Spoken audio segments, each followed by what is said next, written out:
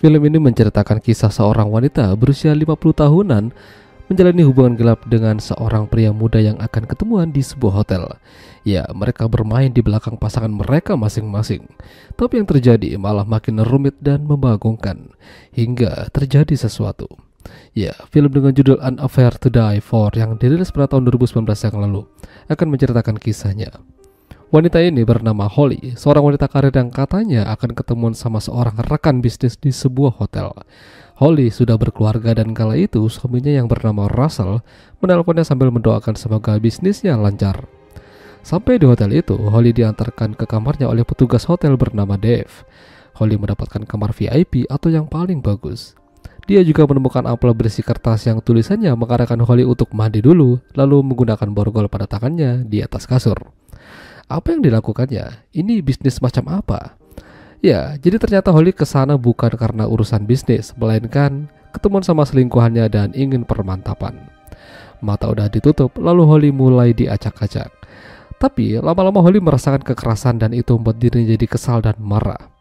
Lalu seorang pria terikat dengan mulut yang ditutup dan di depannya ada seorang lain yang mengancam dirinya. Jadi pria yang diikat itu adalah selingkuhannya Holly bernama Everett. Sementara pria yang mengancamnya itu adalah suaminya Holly. Ternyata Russell tahu apa yang dikerjakan Holly di sana. Mereka bermain di belakang. Jadi Russell ingin memberikan pelajaran. Dan orang yang mengacak-acak Holly tadi adalah Russell, bukan Everett.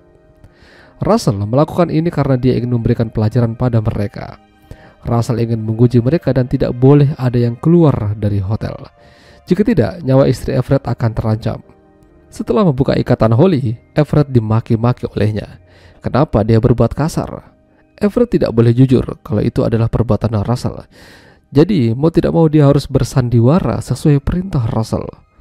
Tentu saja Holly ingin pergi dari sana, namun diberikan pengertian pada Everett dan dia juga meminta maaf. Holly berusaha menelpon suaminya dan mengatakan kalau dia baik-baik saja di sini.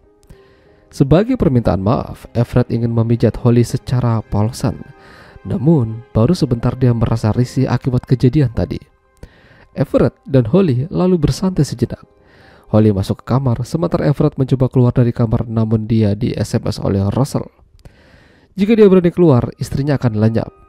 Sementara itu, Holly juga berusaha kabur dari sana namun sayang tidak berhasil. Keadaan makin membuat mereka jadi stres. Everett terus diancam Russell untuk tidak keluar dari kamar hotel itu dan mengawasi Holly. Everett yang kesal berusaha mencari di mana kamera pengintainya. Kenapa dia bisa tahu gerak-gerik mereka? Mereka mencoba menenangkan diri sambil nyantai di balkon. Lalu datanglah Dave ingin mengantarkan makanan. Di sini Holly mencoba mengambil kesempatan itu. Dia memberikan uang tip pada Dave dengan catatan kalau dia dalam bahaya. Namun sayang aksinya itu diketahui oleh Russell. Jadi dia mengirimkan sesuatu pada Everett dan ternyata itu adalah salah satu jari istrinya yang dipotong. Everett yang kesal lantas marah dan menyalahkan Holly ini adalah salahnya. Lalu tak lama beberapa saat kemudian, mereka sama-sama pingsan dan penglihatan mereka jadi kabur. Dan bangun-bangun, Holly sudah dalam keadaan kondisi terikat. Padahal bukan Everett yang melakukan itu. Everett yang sudah nggak tahan lantas memberitahukan pada Holly kalau yang melakukan ini semua adalah suaminya Holly. Namun, masalahnya Holly tidak percaya dan mengatakan kalau Everett ini adalah seorang psikopat. Mana mungkin suaminya bertindak seperti ini, dan dia juga tidak ada di sini. Lalu beberapa saat kemudian ada seseorang di kamar dan ternyata itu adalah Russell dengan lidah terpotong dan kondisi yang memprihatinkan. Apa yang terjadi? Siapa yang melakukan ini? Apakah ada orang lain? Tak lama polisi datang dan mempertanyakan keadaan mereka. Polisi mendapatkan info kalau ada kegaduhan di kamar ini, namun mereka bersikap tenang seolah-olah tidak terjadi apa-apa. Takut hal mengerikan terjadi kembali. Everett dan Holly kini mendapatkan pesan yang sama dari penteror. Ini adalah ujian final. Jika ingin keluar dari sana, salah satu dari mereka harus tewas. Ya, mereka masing-masing ingin bertahan, namun pada akhirnya Everett yang kalah karena lulu akan perkataan Holly. Pisau sudah menancap hingga Everett koit. Holly ingin membawa keluar Russell, namun sayang dia tidak selamat. Holly lalu mendapatkan pesan lagi untuk menghancurkan ponsel tersebut dengan memasukkan ke dalam oven. Ketika Holly keluar kamar, dia merasa ada yang tidak beres dengan kamar yang ada di ujung koridor. Dia masuk dan mendapati banyak monitor yang mengarah pada kamar mereka. Lalu dia menemukan seorang wanita yang tidak lain adalah istrinya Everett dengan keadaan terikat.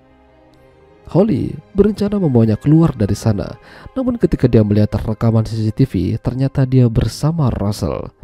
Dengan kata lain, Russell dan istrinya Everett yang bernama Lydia ini bekerja sama memberikan pelajaran pada mereka. Tapi kenapa? Ya, itu semua karena kelakuan Holly dan Everett. Tega-teganya mereka main di belakang. Lydia dan Russell merasa tersakiti dan ingin membuat rencana. Masalahnya, di tengah jalan mereka tidak sependapat dan pada akhirnya Russell juga menjadi korban. Ya, pada akhirnya mereka baku hantam dan dimenangkan oleh Holly. Dia secara resmi menjadi seorang pembunuh. Dan akhirnya film pun selesai. Itulah tadi alur cerita film An Affair to Die For. Jika kalian suka dengan video ini, jangan lupa untuk tinggalkan like dan sampai jumpa lagi.